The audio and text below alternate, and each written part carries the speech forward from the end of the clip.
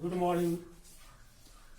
We are going to know about romantic poetry and its leader William Wordsworth in this class, and his poem The Daffodils, which is prescribed for you, we will discuss afterwards. Romantic poetry, the element of romanticism are found first of all in the poem of William Blake. So he is called the precursor of romanticism, but romanticism fully blossomed in the leadership of William Wordsworth, and he is the greatest romantic poet of English poetry. In romantic poetry, there is craving for liberty, nature, love for nature, and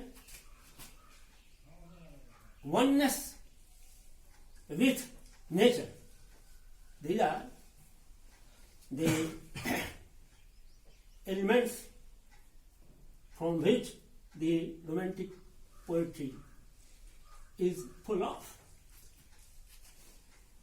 William Wordsworth is acknowledged as the greatest nature poet of the world. It is said that he was lost in nature and nature was lost in him. Some say that nature was his life, nature was his wife, and nature was everything for him. His feeling for nature was so deep that there seems no difference between nature and the poet in the poetry of William Wordsworth. The Daffodils is a good example of this statement. Now we are going to discuss the poem itself, the Daffodils. The Daffodils is a kind of flower which are not found in our country, but you can see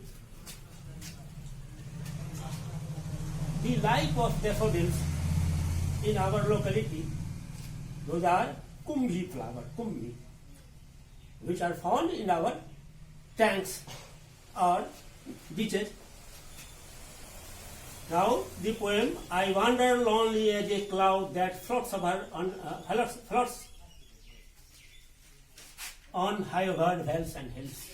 When all at once I saw a crowd, a host of golden daffodils.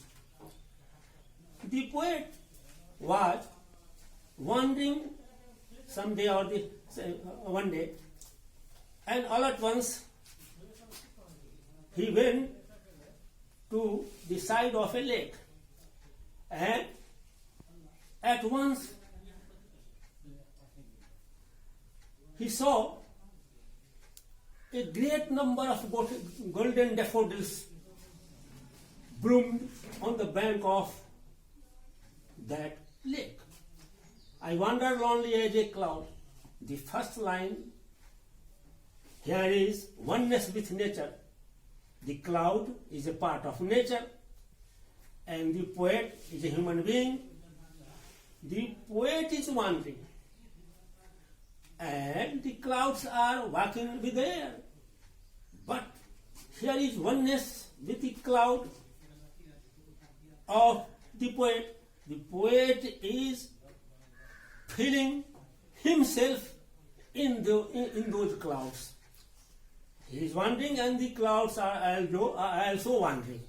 That's what high water well sentence. The clouds are floating in high valleys and hills. The word hills is a short form of valley. When all at once I saw a crowd, the poet says, when he was wandering, he was able to see a crowd of golden daffodils which were on the bank of a lake. Beside the lake, beneath the tree, the daffodils were under the tree, beneath the tree, and on the bank of the lake, fluttering and dancing in the breeze. The daffodils were fluttering with the help of air, but the poet feels that they were dancing. They were dancing. They were doing such kind of action with the help. You can also see when breeze passes through the leaves of a tree, the leaves of the tree begin to shake. So such was the case with the daffodils. But they were not only shaking for the poet, but they were dancing. It is the oneness with nature. Continuous as the stars, as the stars that shine and twinkle on the Milky Way.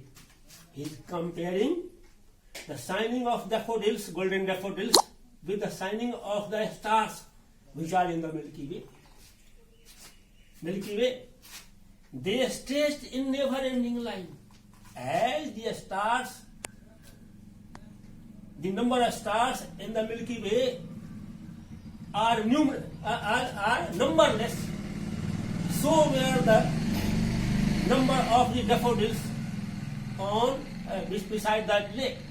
The number of those daffodils was countless. They were dancing and tossing their heads. The number of the daffodils were so great that the poet could see 10,000 at a single glance. 10,000 I saw at a glance. At a single glance, the poet was able to see 10,000 daffodils. The number of the daffodils were so great beside that lake. They were tossing their heads in a spiritual dance. They were dancing with the help of breeze. The dance was a spiritual, very happy dance. The further lines, the waves beside them danced, but they outdid the sparkly waves in glee. A poet could not be but gay in such a jocund company. The waves in the lake were also dancing. Actually, their movements were due to air. The air was moving, and with those air, the waves were also moving. They were jumping on the surface of water. But for the poet, they were dancing. Here is the oneness with nature of the poet. This oneness with nature is the very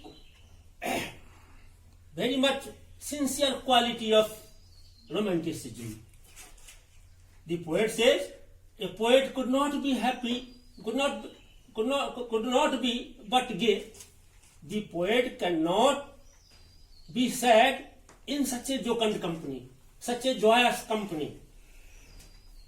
The company of shining daffodils, dancing daffodils, and dancing waves, and in such a beautiful natural sight.